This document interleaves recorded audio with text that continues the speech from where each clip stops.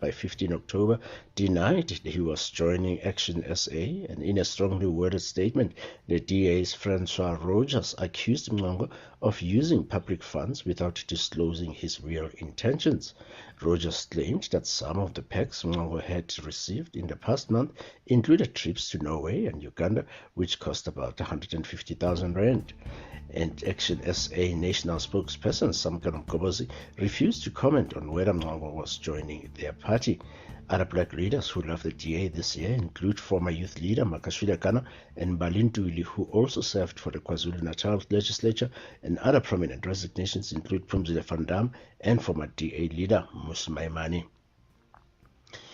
North Korea fired 2 ballistic missiles early on Sunday, authorities in neighboring countries said, the 7th such launch on Pyongyang in recent days that added to widespread alarm in Washington and its allies in Tokyo and Seoul. Officials in the South Korean capitals have said the uptick in the North's missile launches could signal it is closer than ever to resuming nuclear testing for the first time since 2017, with preparations observed at its test site for months. Both of Sunday's missiles reached an altitude of 100 kilometers and covered 350 kilometers. Japan's State Minister of Defense, Toshiro Ino, told reporters. The U.S. military said it was consulting closely with allies and partners following the launches, which it said highlighted the destabilizing impact of the North Korean nuclear arms and ballistic missile programs. And the University of Cape Town's council chairperson will ask the body to reconsider its decision not to appoint an independent external team to probe allegations against Vice-Chancellor Mamokgethi Phakeng. This follows mounting concerns over the governance of the university. Council chairperson Babylon Ngonyama, who is also facing allegations related to the probe, said on Saturday evening that she would ask the council to reconsider its decision. On Friday, a statement by 13 members of the council distanced themselves from the irregular and flawed process at a special meeting where a motion into an independent investigation by a retired judge was blocked. 14 council members voted for a motion seeking an independent investigation into serious allegations leveled against Phakeng and Ngonyama, and the allegations center on alleged false reasons provided by Ngonyama to the UCT state for the early departure of Professor Liz Lange, who was Deputy Vice-Chancellor for Learning and Teaching, and the proliferation of secretive non-disclosure agreements signed between Phakeng and department staff.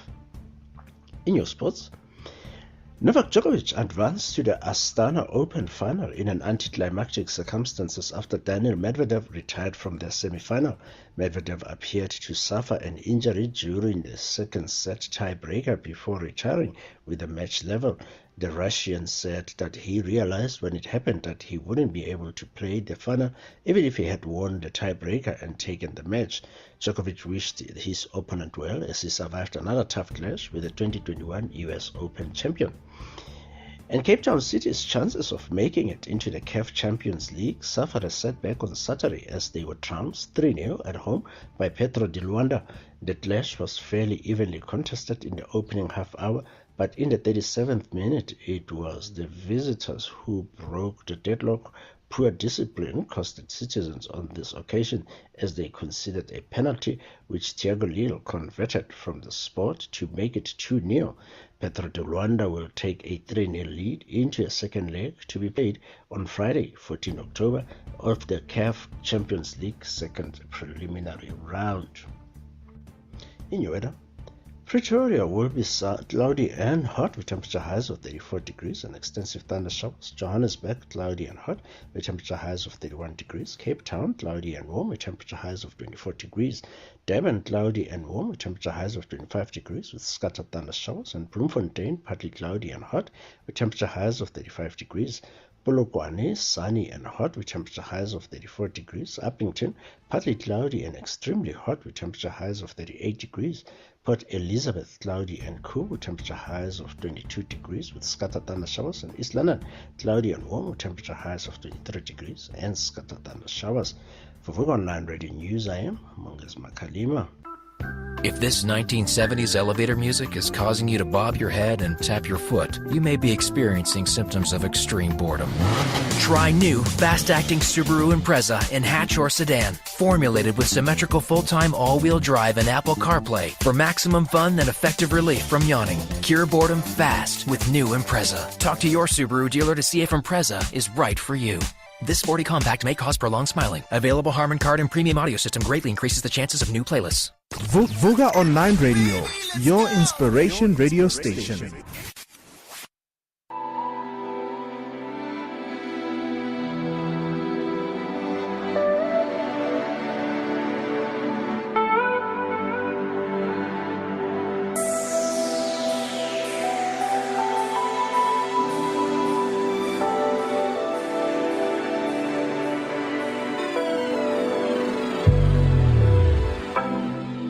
There was a time when you would have died if I told you the truth, but I couldn't find the words to say.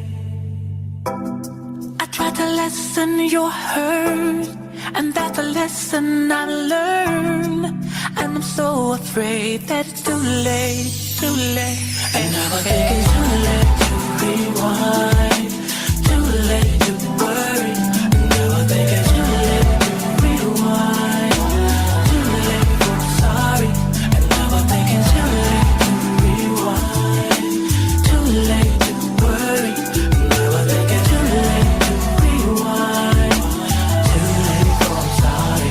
So if you do happen to love me still, I promise I'll keep it real with you from this point on and on and on. I know I wasted too much time trying to find if the sun shines brighter on the other side. So tired, but I can't hide no more, no more. And that's a lesson I've learned, and I'm so afraid that it's too late.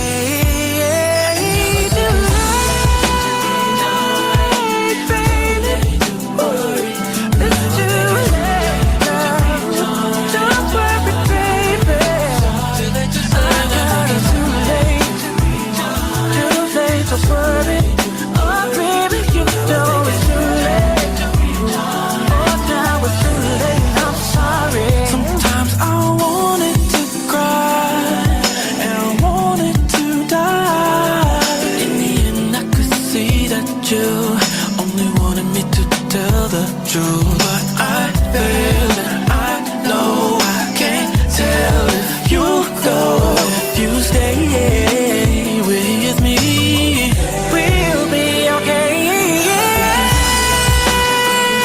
My sweet lady, it's just too late. So I wanna know, so baby, it's too late, baby, it's too late.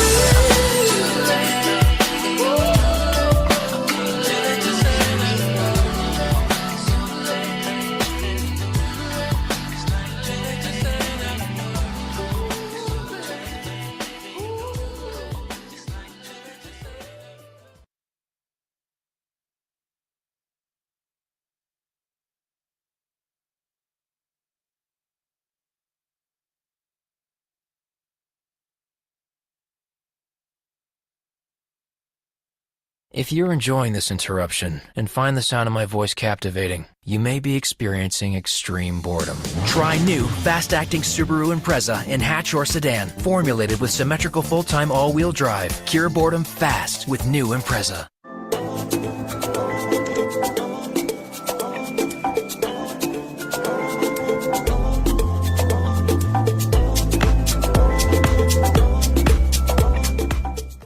Welcome, ladies and gentlemen, to this smashing episode of PK and Shackled, the show that talks about the stuff that you dread, the stuff that you don't dream about, the stuff that will take you to hell, the stuff that will make sure you don't get the 7 virgins when you get to heaven. Basically, the show that talks about, the stuff that we don't talk about on a regular. So today I'm joined by the coolest brother I've met in a while.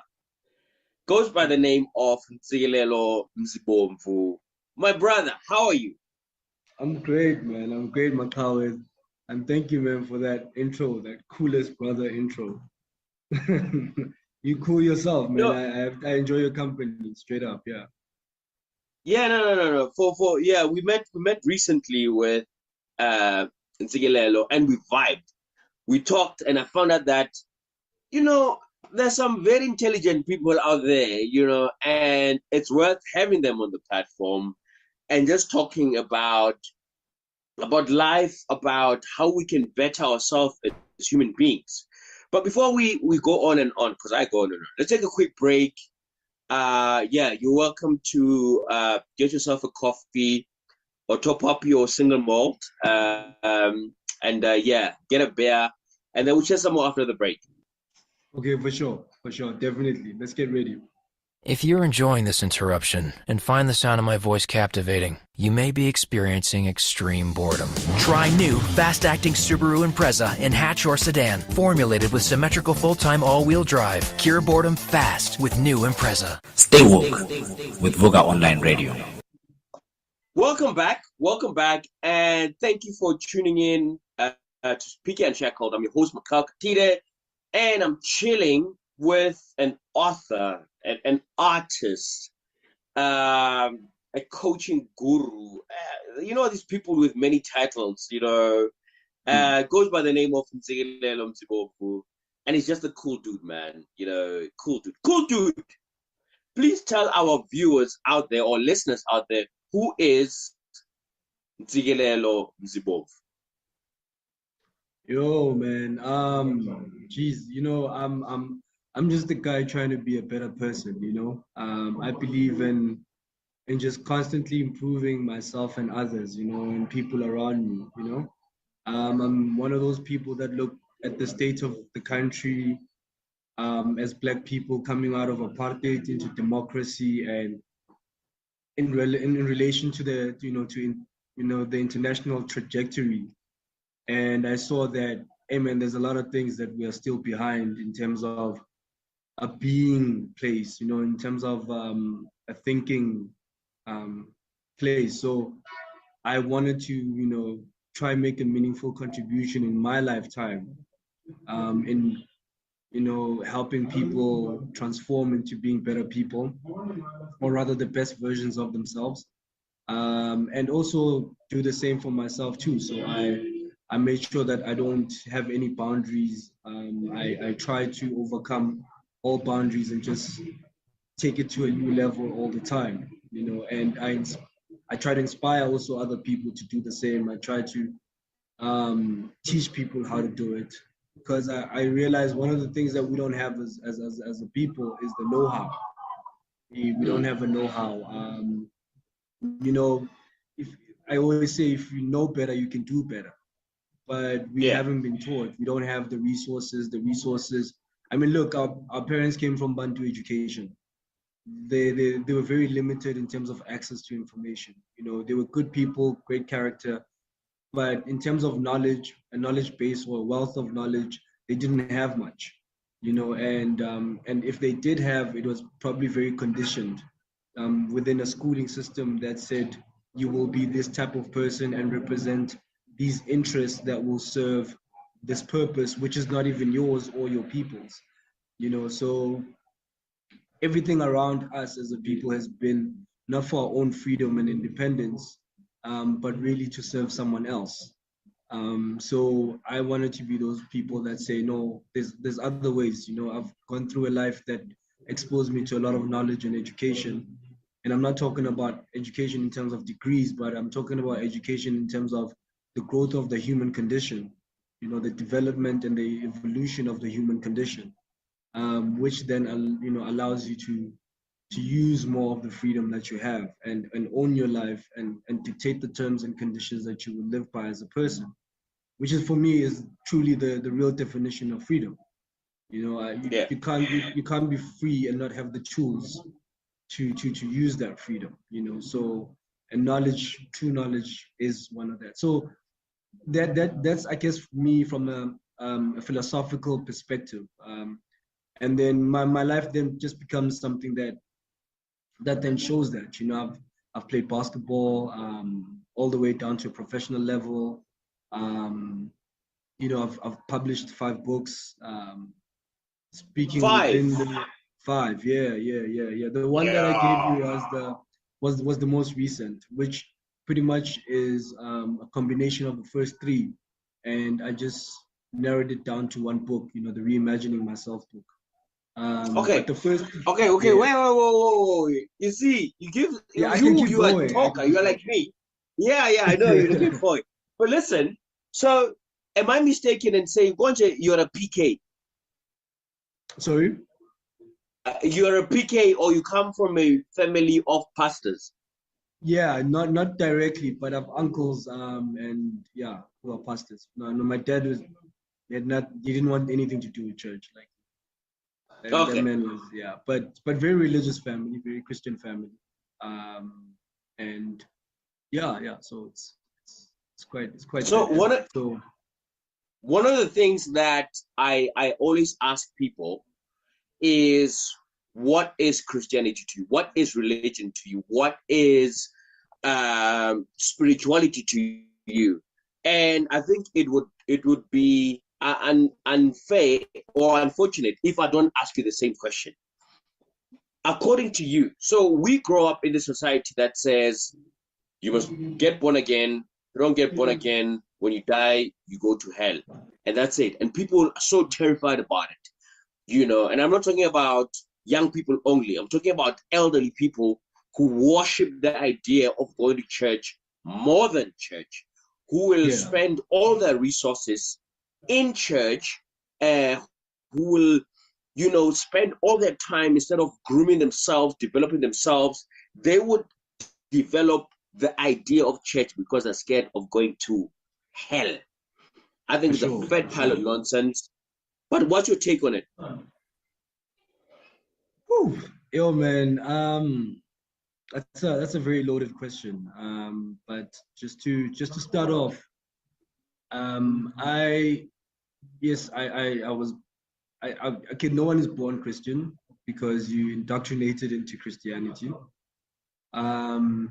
So I wasn't born Christian, but being from a Christian family, I had to follow suit, you know, because we were always at church, and eventually you have to try it out. But I think the God once more, you know, blessed me with a very inquisitive mind. So I had to question a lot of the things that were happening at church, a lot of the messages that that I was hearing, from a practical, you know, place, and I had to ask questions within the bigger, you know, realm of things. You know, like I can't separate religion from social, political, and economic issues.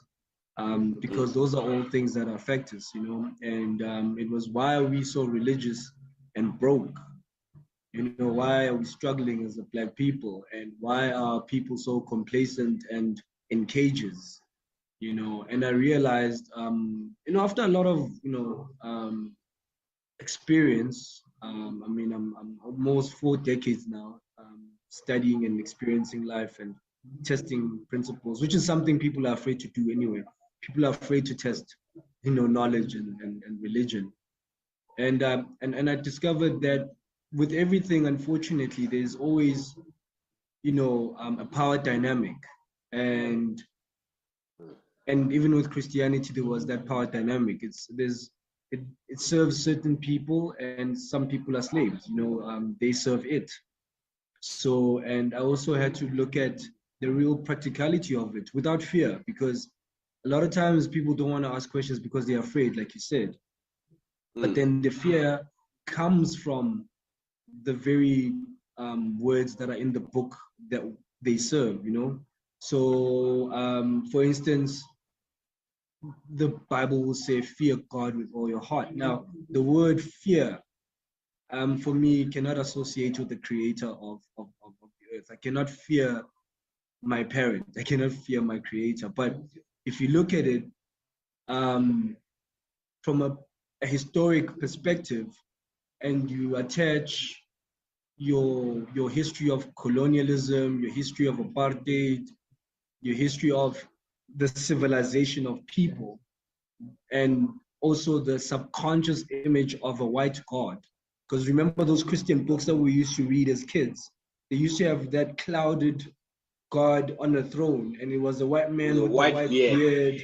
And so that was an image of God, you know what I mean? So, and that was subliminal messaging to say of white superiority. So white is right, white is near to God, you know? And I know people would like to say, no, it's not that way, but people subconsciously, whenever they think of God, there's a white man on a throne sitting on the clouds. And when they pray to that man. And so then that's where the power dynamic starts, you know? So when you then look at white people, then that's why we have apartheid, that's why we have, you know that saying, you know, when you put a white person in a place, things happen and there's order. That's not by mistake. It was conditioned to, you know, into us as kids to see whiteness next to God, you know? So, which then speaks to also the fear part. So remember the churches back in the day when they were on this mission of converting people into Christianity. It was not just a religious mission. It was a power mission to own spaces. You know, for you to have access to a different country, you have to have an embassy, right? You know, as a South African, you'll have to have an embassy maybe in Zimbabwe or whatever. And you have to go through the legal systems to own land there, or you know, or have your presence just from way back. But the church never had such restrictions. You could go set up a church anywhere in the world, you know. So literally, you can go to a country. So that's why they could come to Africa and just set up.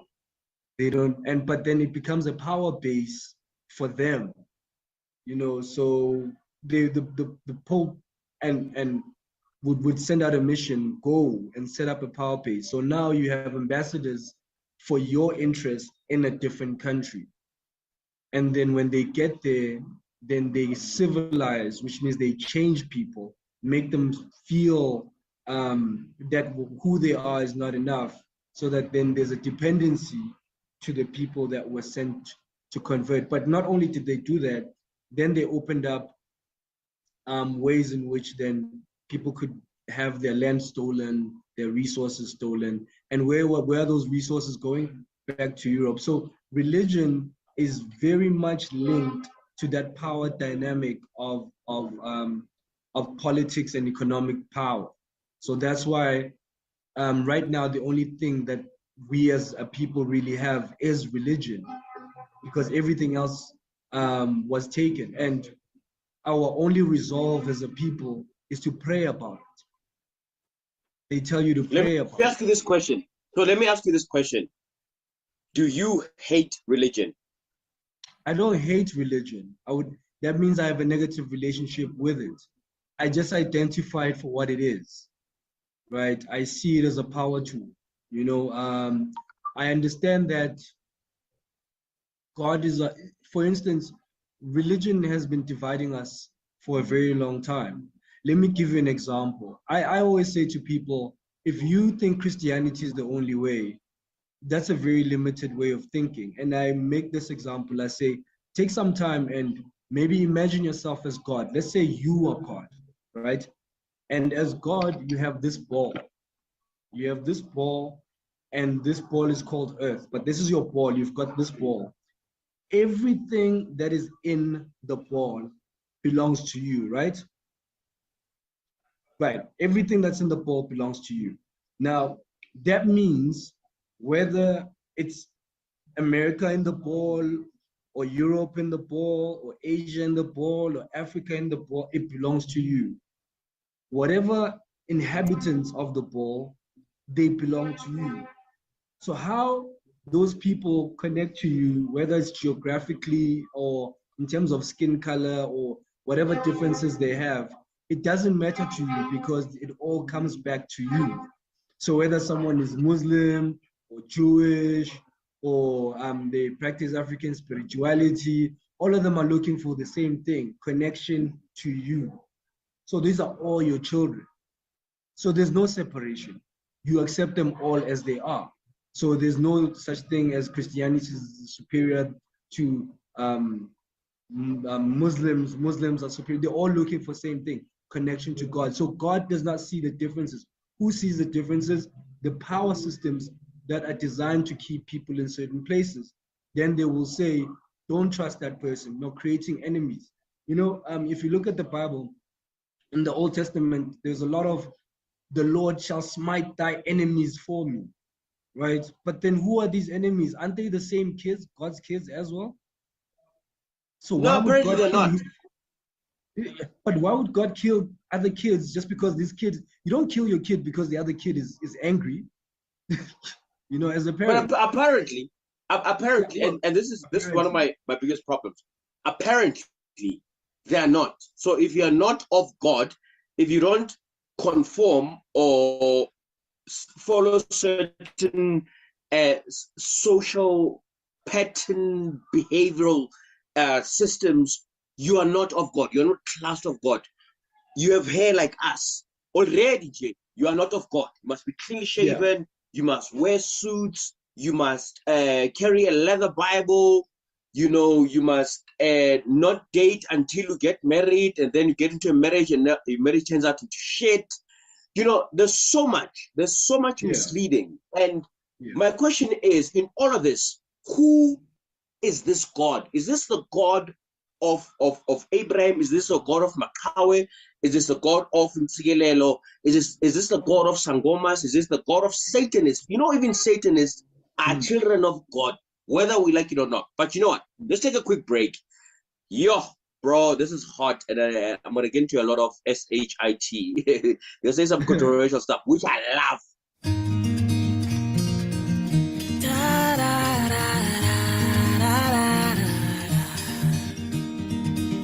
I know exactly what you're thinking.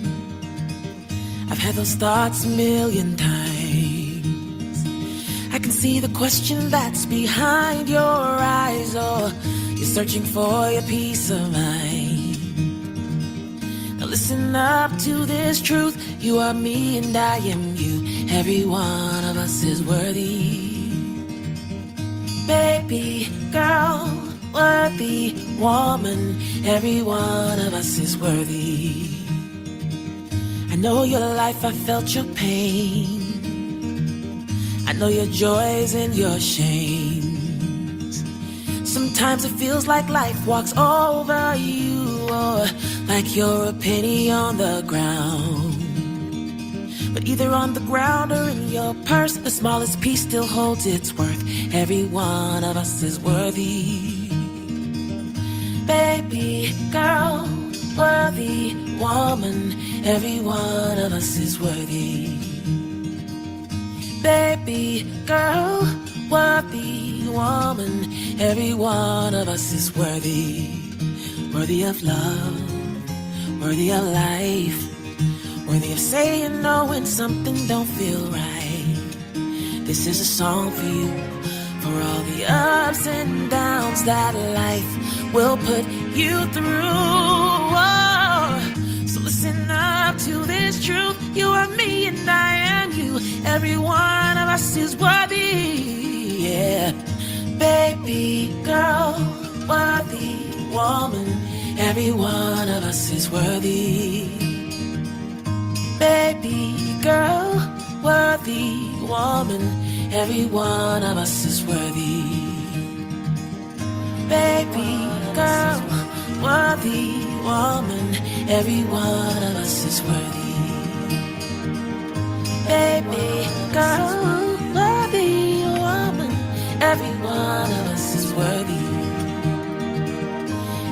one of us is worthy. Every one of us is worthy.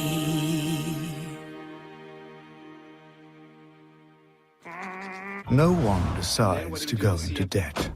It creeps up on you, slowly. Debt follows debt, follows debt. Unless you do something about it. Face your debt problems before they cripple you. It's time to do something. More music, more inspiration. Vuka Online. Welcome back to PK Unshackled. My name is Makau Katide, and I'm chilling with a brother who I consider, a new age thinker. There's a lot of us that have acquired knowledge that is based on textbooks and stuff that makes us conform to a certain way of thinking, way of life. But Ntsikelelo is a new age thinker, somebody who takes world knowledge, observations, and says, I'm gonna form this specific narrative about my life. You wrote a book, brother, and I started reading it. From the onset, it's power packed with unlearning, redefining, recreating, reforming, a lot about self, which then talks to the economy. What is your book about, and how has your collective life, spiritual, physical, emotional, contributed to that book? Jeez, man. Quite ill, man. That's a very loaded question. You ask very loaded questions. Aslan, Baba, Aslan. That book, we basically what I was looking at is we are at a disadvantage as people because of our belief systems, and we are competing in a world that has no mercy. And the other races already have a step ahead of us. And the times are moving. Times are moving. Competition is getting stiffer. So I wanted to package something that is holistic in terms of human growth, specifically for Black people, for my people, and have tools that they can use to try bridge the gap. The difference between us and other people, other races, is that they have access to the right information much more quicker than we do, and they have the money to buy that information. Money to buy information, or the access to information, is probably the biggest key. Yes, you have to apply yourself and concentrate and discipline yourself in terms of learning and absorbing that, but the first step is to have access to it. So white people have, or superstars, or you look at NBA players, musicians, whatever it is, they have coaches, they have life coaches, they have access to life coaches. They can pay them their fees, 1,000 rand a session. Michael Jackson used to, I think, pay that Robinson guy $1 million to spend a weekend with him every year. $1 million to spend a weekend with him every year for him to fix his mind. You know what I mean? So coaching is a very important part of evolution, development, and being the best version of yourself and going at it, But our people don't have that money. Right now, there's a lot of strikes about electricity. That's something basic. It's 100 rand. So now, if I'm talking to someone and saying I can coach you for 1,000 rand an hour, and we have 10 sessions, it's just not gonna work. And also, what is coaching? Why do I need coaching?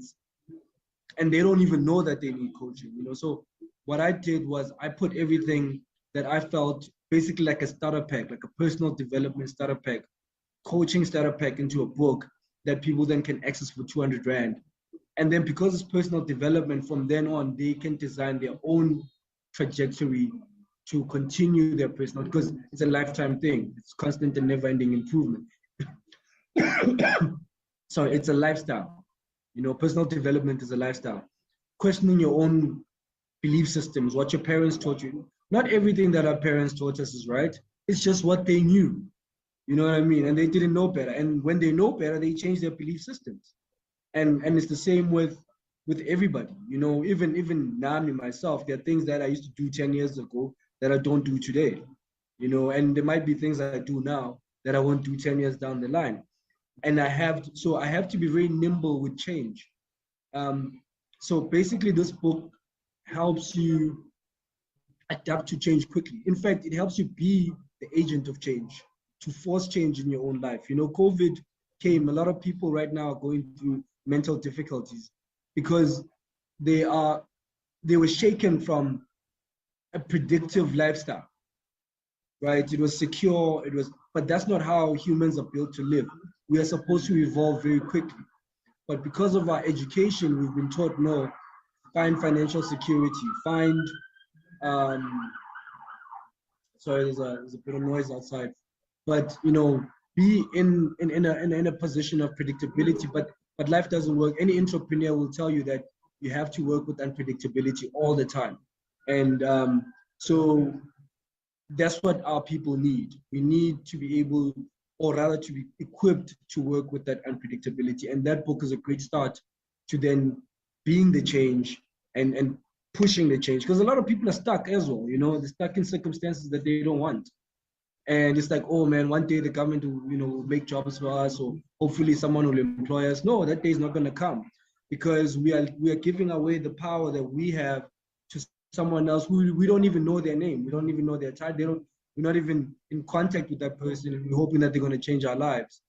And it's not going to happen. So the only way to do it is to start equipping ourselves with the thinking and the energy required to be that change. So that book is a spiritual, psychological manual or starter pack towards that transformation. Now, going back to the issue of religion that we spoke about, we are a spiritual people. We have spirituality in our DNA. And our spiritual philosophy can be broken down to one word, Ubuntu.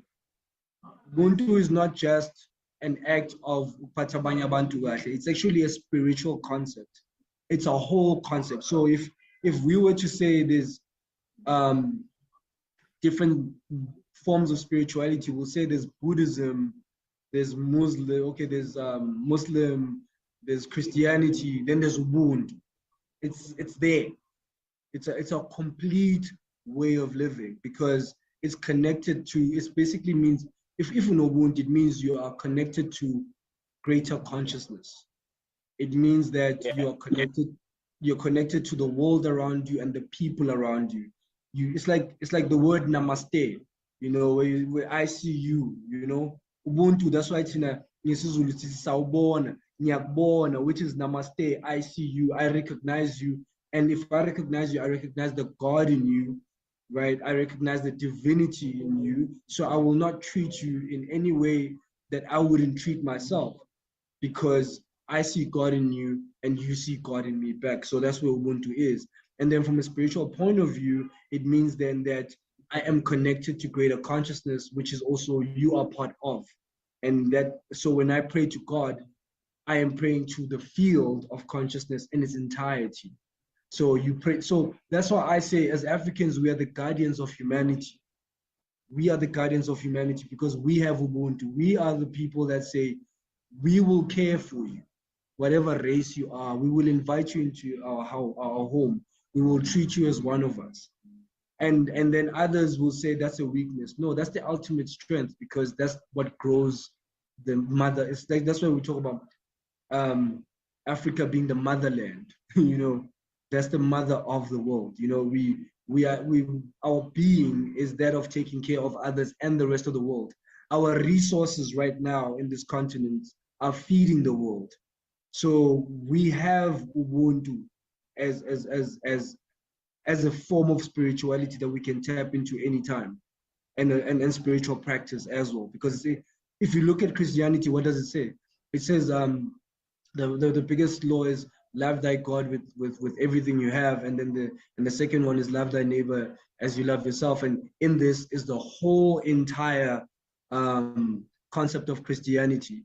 It's the same thing with the wound, my guy. It's the whole entire concept of spirituality. No, but Lalela.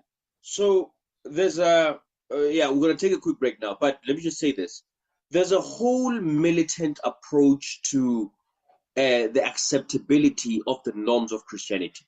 So if you are not dressed in a certain way, if you don't speak a certain language, if you don't go to church every Sunday, if you don't tithe, if you don't do, there's an association with badness, with evil, with lack of success, with it's a fear. It's a fear-based. It's fear-based. Forgetting that all our lives revolve around inclusivity. There's no I'm telling you now, there's no community in Africa or in South Africa that is as inclusive as Black people. We don't just preach Ubuntu, we live through Ubuntu. Yeah, but let's take a quick break. We'll chat some more after the break. But yeah, now you got me to the spirit. I'm boiling. Rakaba sinda poko. Cool. All right, good. Let's take a quick break. The Africa Center for Work-Based Learning is a professional development center for professionals who aim to improve their professional standing. This means that the learning programs we run are more than just academic programs. They are work-based programs that focus on leveraging your current experience as a professional to build your overall profile. A year down the line, the Africa Center for Work-Based Learning is developing into a preferred center for professional development in Pretoria, with 8 professional development faculties including accounting, teaching, entrepreneurship, as well as IT and many more. For more information, go to acwbl.org or dial +27 12 751 7608. The Africa Center for Work-Based Learning, where work is learning.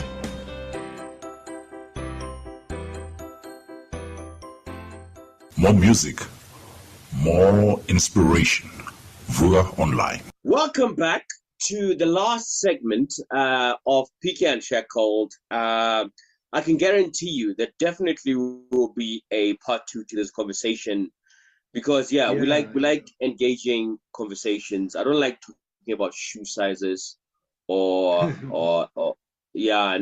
which place sells the coldest beer on earth. No, I don't care about that. Yeah, we care about discussions that shape our future. So my brother, I know that when we sat down and had chat, you said some very, very controversial stuff. I was like, oh my word. I would not have said that. And for me, it's a blessing. A lot of people say, no, but you that space we don't want. Nah, it's a blessing to engage, fresh minds like yours, to say that as Black people, obviously there's other races, Chinese, white, Indian. I've never been any of them. I've seen my people's struggles. I've seen the lies that they've been taught. I've seen the hardships that they've experienced. Now, we always look at a narrative of hey boss, aglungi man. There's no longing happening here. What are we doing? What do we need to do ultimately?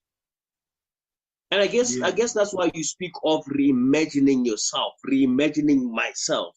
If you can't imagine yourself as a better African in Africa, you won't be that. Yeah. That's true. Yeah, man, it's I think the first thing is asking the right questions. You know what I mean? Like, I think we need to get to understand the power of asking questions and the right questions. Which is funny because that's the one thing that as Black people we're told not to do. And you're not gonna get answers if you're not asking the right questions, That's why we need to question every area of our being, every area that affects our being. So we need to get into the habit of asking questions. That's the first step, you know?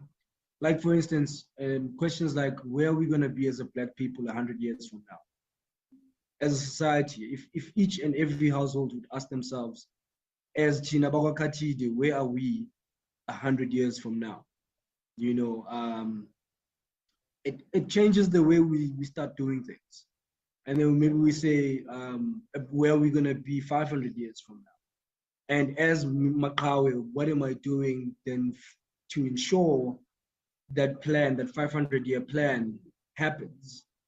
You know, we don't have that. We don't even have a 2-year plan.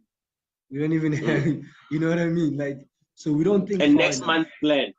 And next month, yeah. You know what I mean? Like, a lot of people don't have, a lot of people is day to day. That's why we call it, we have hand to mouth problems. We have immediate problems. We don't, because we have immediate thinking. We don't think bigger than the immediate, you know? So obviously, I'd rather have long-term problems than immediate problems, because then they give me long-term solutions. So we must ask long-term questions, you know? In terms of the races, how do we relate to the other races in the next 100 years? Are we still going to be an inferior race? Or are we going to step up into our own superiority without disrespecting the others, but be in a place of power? You know, how do we relate to power? Is it okay for us, Black people, to still use power against other Black people? You know, you enslave your fellow brother, men's the ice boy, you know, instead of actually saying, I'm empowering you, you know, because those are some of the dynamics that we saw from white people. Because when white people, you know, were doing apartheid, we were all ice boys as Black people. All of us were ice boys. Our mothers used to work in the kitchens, you know, so we were garden boys. We were now that there's a few Black people that have money, now it's supposed to end. That thinking is supposed to no longer be there, but it's there, you know. So there's Black people who are literally behaving like their previous masters. So we have a lot of house niggas now, and unfortunately, that's the truth. Our brothers have become house niggas, and that's a term that speaks to people that want to be like their master in the US. You know, slaves that wanted to be now also like the slave owners. You know, instead of freeing themselves from the chains and becoming independent, fully independent people that can empower their fellow brothers and educate their fellow brothers so that they can stand up as a team and do something, you know. So the questioning needs to be there. We need to question all these things. Why are we doing that? Why are we like that? Why do we like that type of power? Why do we like to see the other person struggle?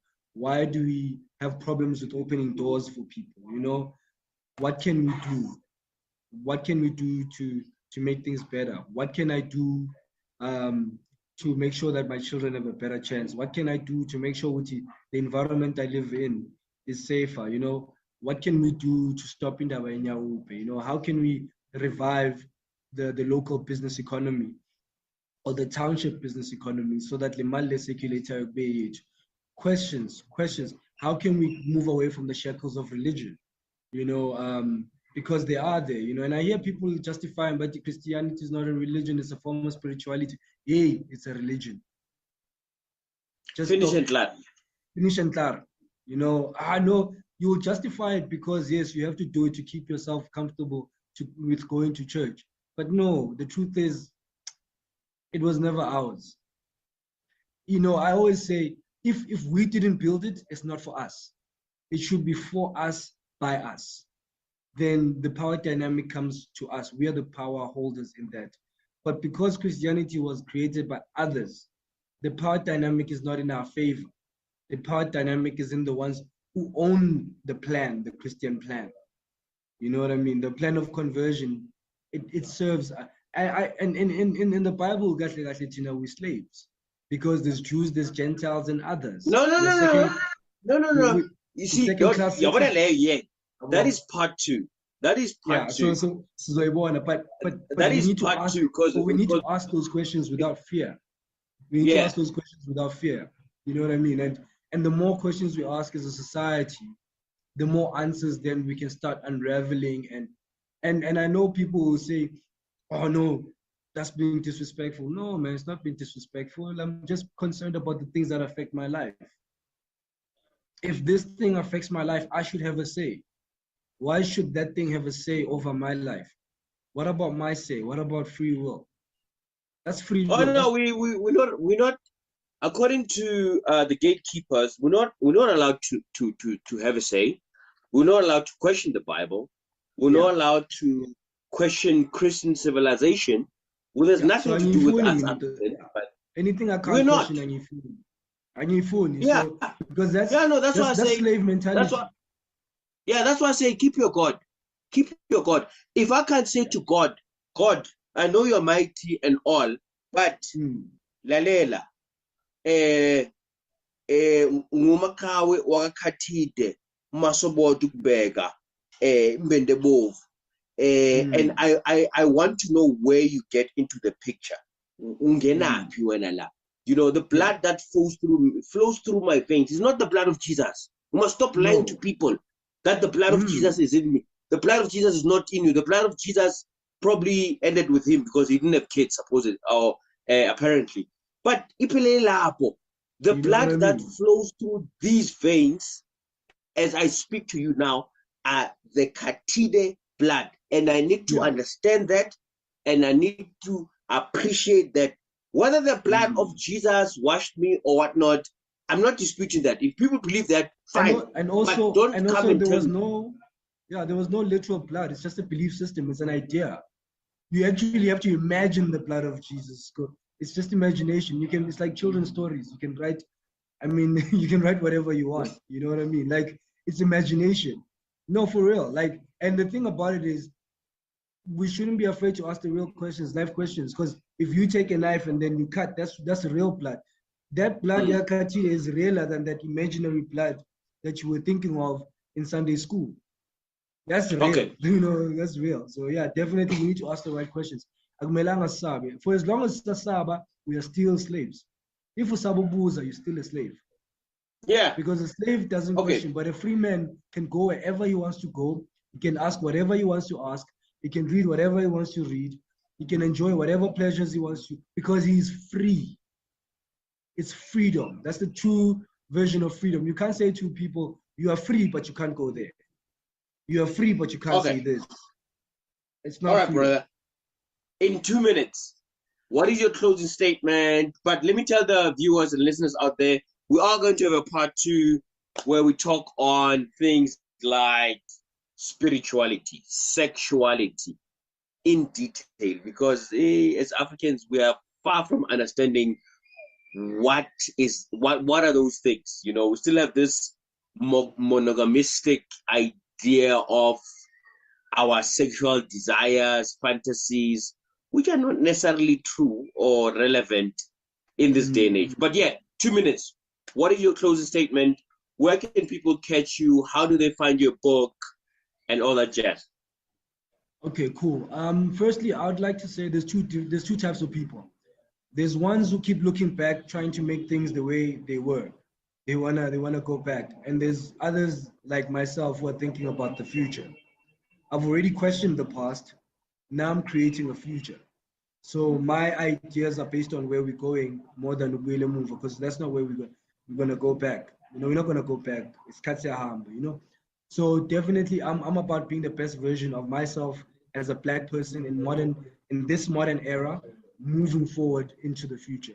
And also I'd like to pull up my brothers to step up and be the best versions of themselves, going forward, creating a future and a new narrative for us Black people that is owned by us and not by someone else who thinks that they can tell our story better. In terms of my book, I do have a copy here.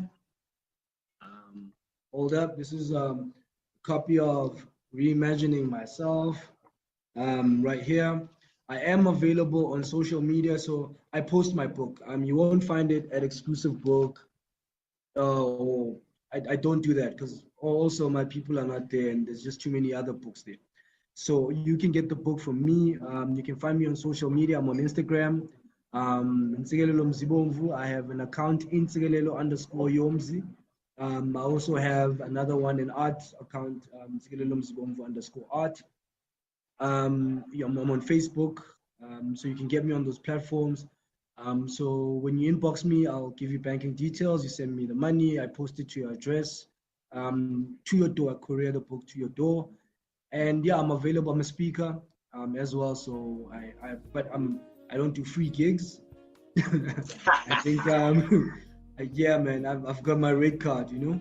I think we've done enough of those. We've done enough of those. But yeah, I do give of my time, so I'm not in it just for the money. But yes, I am charging. So yeah, and then I also do art. I also sell art, and I also sell art for Temba Kumalo Art Studio. Amazing artist. You can check out his art at tembakumaloart.com. He is one of the greatest in the country by far, internationally recognized. And I think if there's any time that you could purchase his work, it's probably going to be now, because not too long from now it's going to be very difficult to get it. So dude is growing. I'm in his studio right now. The artwork behind me is one of his artworks. Phenomenal painter and visual artist. So we are around. We're on social media, and I'm open. I'm always online. I'm always chatting to people, and I'm always ready for conversations. I don't debate. I conversate. If people want to fight, I don't fight, but I like listening to people's views, and I give my own views. And if we agree, we agree. If we don't, we don't. But I don't like debating, because debating always comes from a very negative spirit of, I want to conquer your view. And that's not the idea of conversations. The idea of conversation is to empower and educate each other, And if you have a different view, we'll listen to you. And well, if you don't, that's also cool, man. Life goes on. We're not meant to be the same. So, but yeah, that's me in a nutshell, man. Fantastic. Thank you for coming through and chilling with us. I'm glad I'm hoping that the listeners and the viewers will embrace this and just, start thinking. My big thing is start thinking. If we can give you nuggets so that you find your own truth, I'm happy.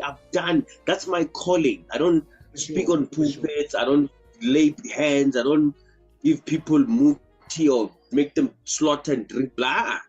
I give you a platform where we speak. If you find your truth somewhere there, I'm happy. My job is done. Makaka Tide, signing out. Adios, man. Stay tuned to Vuka Online for some music and more inspirational stuff, and jazz music later on. Yeah, it's been Slange. Adios. See you next week. Listen to this. Can't believe we're on this cruise. Oh, the smell of the ocean. One wave after the other, and no land in sight. And now the same thing, in green. Can't believe we're on this cruise. Oh, the smell of the ocean. One wave after the other, no land in sight. If a color can make something sound dramatic, imagine how it can make it look. Metal Paints. The right color matters. Visit metalpaints.coza. Vuka Online Radio. Your inspiration radio.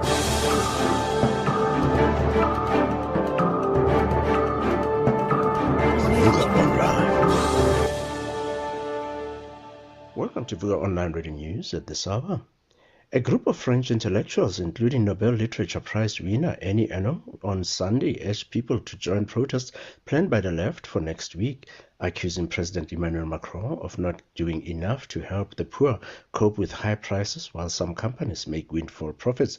The text said the government has not done enough to fight spiraling energy prices and declined to rise taxes on companies making windfall profits because of high inflation.